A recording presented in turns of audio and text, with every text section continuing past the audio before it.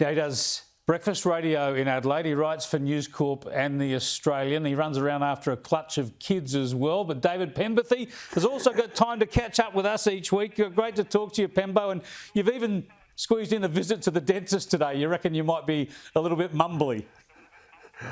I almost didn't make it, Chris. So if I sound like I've been at one of those old-fashioned long journalistic lunches, I can blame 2.5 hours of violent dentistry for that. But no, to coin an old phrase, the Kenny show must go on. Well said, well said. And that's not a bad ruse, you know, but people might catch on if you have to say you've been to the dentist every Thursday. Hey, that's right. Tell me, ScoMo, he's had a pretty rough start to the election year, hasn't he? Especially in his treatment at the hands of the media. Yeah, I actually watched that National Press Club address very closely, and the journo in me was thinking a lot of these questions are valid, but the tone of it and the sort of cumulative effect of the PVO question about the text message, and then the Andrew Clennell question about the loaf of bread, which is, you know, an absolute sort of gimme question. I think the Prime Minister should have definitely seen that one coming. But it's interesting working in talkback radio because we get unsolicited text messages from our largely suburban audience, and they're not people who are politically obsessed. They're not people who spend their lives on Twitter searching the Ozpol hashtag and taking part in social media pile-ons about the different issue du jour that fires people up in that space. And I reckon most of the messages we had about the National Press Club were bagging journos.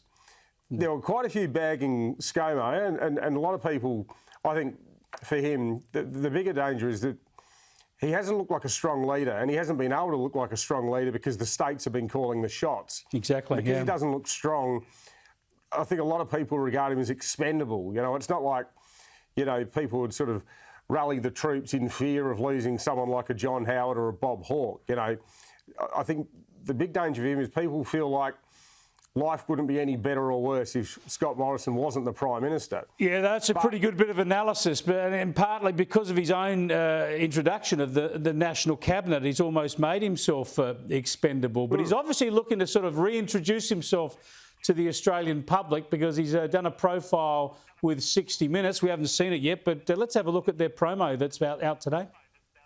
Scott Morrison fights back. You might need more than a miracle this time. You might need the second coming. Well, I believe in that too. On 60 Minutes, behind the scenes in the kitchen cabinet. Watch out for the knives. Only from behind. The Prime Minister launches his secret weapon. I'm in. What would you say to your 16-year-old self? Run! But can Jenny Morrison swing the election? I actually felt sick to my stomach. And save her husband? Then you can go to Hawaii. Carl. Too soon? Too soon. Too soon. There you go. What do you reckon, Pembo? The missus as the secret weapon? That's a bit 1950s, isn't it?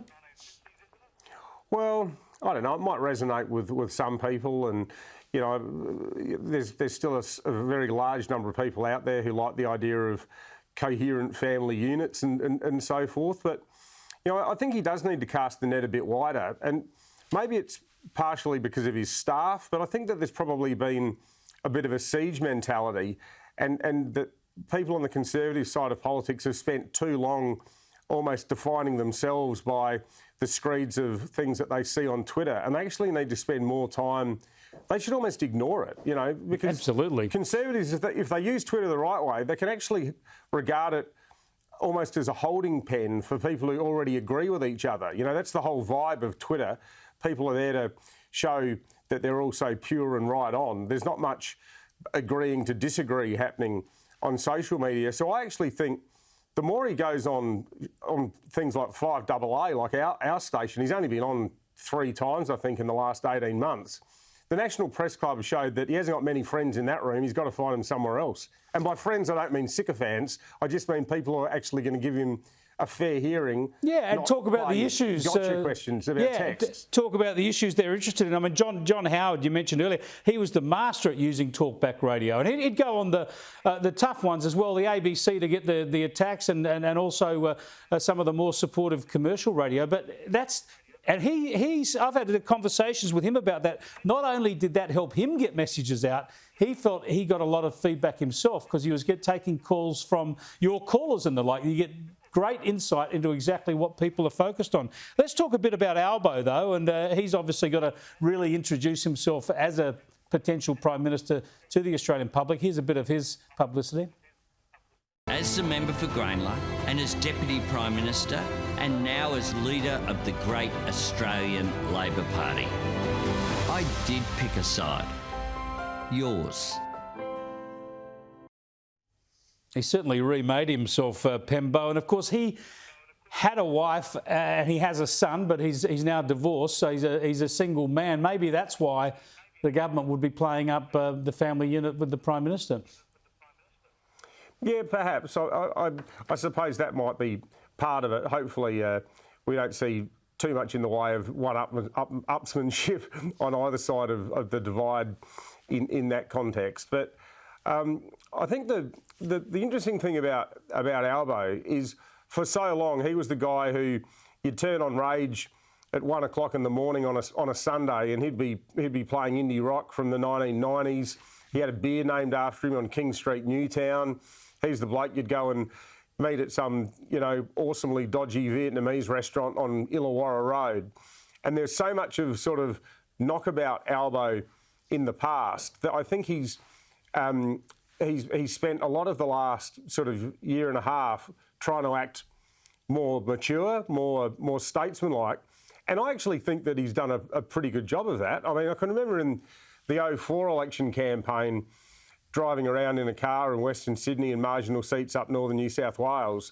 And we did an experiment where we said, what do you think of John Howard? Use a word to describe John Howard. Use a word to describe Mark Latham.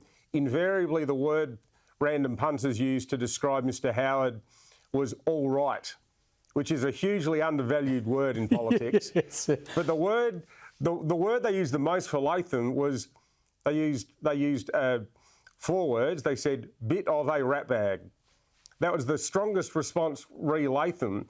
So I think, in a way, and Albo didn't have the rat baggery as chronically as Mark did, but that knockabout Albo, he's had to sort of extinguish that and look like someone who's much more focused on, bread and butter family issues. And I think he's very cleverly shedded the Shorten legacy of trying to govern from opposition and come up with a whole bunch of policies that scared the hell out of Middle Australia.